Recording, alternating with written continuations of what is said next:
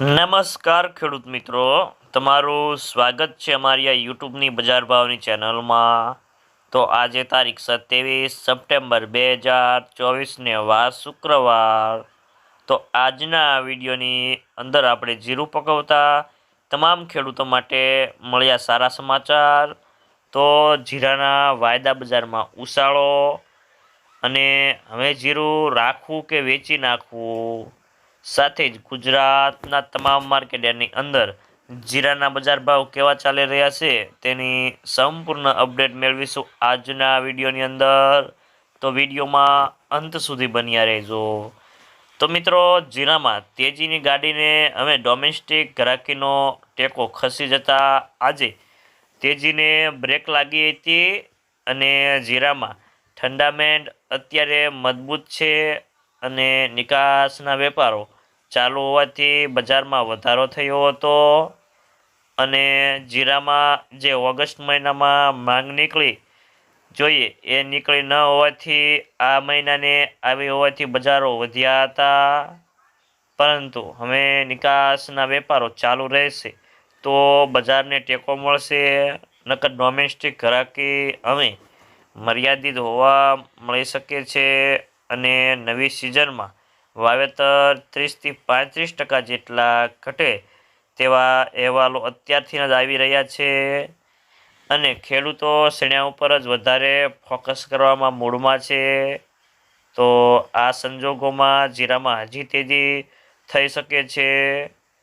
તો મિત્રો, ખાસ કરીને જીરામાં જો હવે સટ્ટો ગુંજાય અને બજારો 27,500 થઈ જશે તો 30,000 સુધીના ભાવ તેજી આવે તેવી બજારમાં ચર્ચાઓ ચાલી રહી છે.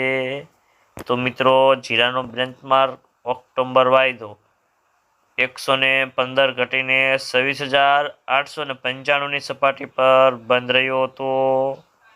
તો વાયદા બજારમાં આજે પણ થોડો ઘટાડો આવી રહ્યો છે.